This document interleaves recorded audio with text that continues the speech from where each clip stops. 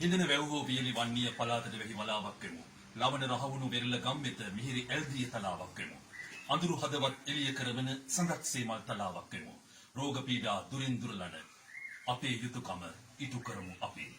මුළු රටම මුළු ලෝකයම අසරණ වෙච්ච කාලවකවානුවක්. ඒ නිසා කොරෝනා රෝගීන් විපතටපත් වෙච්ච අපේ දාස් සංඛ්‍යාත අපේ ආදරණීය ජනතාවට ඒ වගේම ලෝකෙ ගත්තොත් මම හිතන්නේ දසලක්ෂ ගණනක් මේ වන විට රෝග පීඩාවට ලක් වෙලා තිබෙනවා. ඒ නිසා අපි වුන් සියලු දෙනාටම නිදුක් නිරෝගී චිරජීවනය ප්‍රාර්ථනා කරනවා.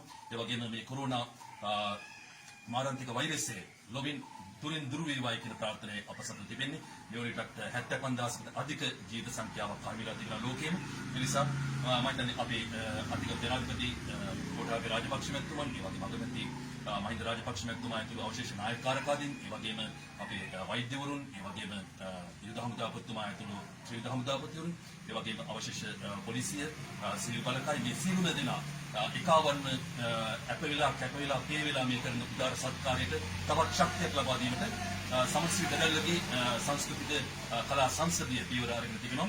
අපි ඊයේ ආරම්භ කළා විශේෂයෙන්ම අපේ අසරණ භාවයට පත්වෙච්ච කලා ශිල්පී ශිල්පිනියන්ට, ඒ වගේම නිෂ්පාදකවරුන්ට, අධ්‍යක්ෂවරුන්ට ඔවුන්ට සිත සල්සා දෙන්නට වියලි ආහාර මළු ලබා දීමේ කටයුතු අපි ආරම්භ කළා දවස් දෙකකට පෙර ආතුව.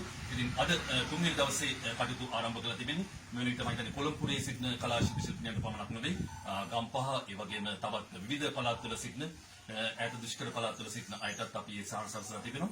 ඉතින් මම හිතන්නේ ඒ විතරකුත් නෙමෙයි මතක් කරන්න ඕනේ අපේ වැඩිහිටි නිවාස, විශේෂයෙන්ම චාල්ස් රණසිංහ වැඩිහිටි නිවාසයේ ඇතුළු අවශේෂ වැඩිහිටි නිවාස ගණනාවකටම අපි සාහසල්සා දුන්නා. ඒ වගේම අද දිනේ වියලි ආහාර මළු 100කට අධික ප්‍රමාණයක් පරිත්‍යාග කරන්න බලාපොරොත්තු වෙනවා. මම මේ සියල්ලක් තුළම අපි සමසිත දඩල්ලගේ සංස්කෘතික කලා සංසදයේ බලාපොරොත්තු වන්නේ මේ දුකින් පීඩිත ජනතාව ඔයින් මුදවා ගන්නට, ඒ වගේම ඔවුන්ට සිතක් ශාන්තියක් අත් කර දෙන්නට විතරක් නෙමෙයි, අපේ අන් අයගේ දුක වේදනාව තමන්ගේ දුකක් තමන්ගේ වේදනාවක් කොට සලකන උදාර හදවත් නැත්තන් හැටියට සලකන්නේ අපේ මානවිකවාදී කලා ශිල්පී ශිල්පිනියන්. ඉතින් ඔවුන් අසරණ භාවයට පත් වෙච්ච මේ මොහොතේ මම හිතන්නේ ඔවුන්ට සිතක් ශාන්තියක් සලසා දෙන්නට නිරන්තරයෙන්ම සමසිතලගේ සංස්කෘතික කලා සංසදයේ කටයුතු තිබෙන බව මතක් කරන්න ඕනේ. මොකද අපි පහුගිය කාලවකවානු තුළ විවිධාකාර ප්‍රජා සත්කාරයන් සිදු කළා. එහි තවත් පියවරක් තමයි අපේ විශේෂයෙන්ම මතක් කරන්න ඕනේ මේ රටේ ප්‍රවීණ කලා ශිල්පියෙකු හැටියට එක පැත්තකින් රූපවාහිනිය, ගුවන්විදුලිය, අනිත් පැත්තෙන් සිනමාව, මේ අංශ ගණනාවකම තමන්ගේ මෙහෙවර ඉටු කරපු සමරසිංහ දරල්ලගේ මූලිකත්වයෙන් මේ කටයුත්තට මුල පුරා තිබෙන බව.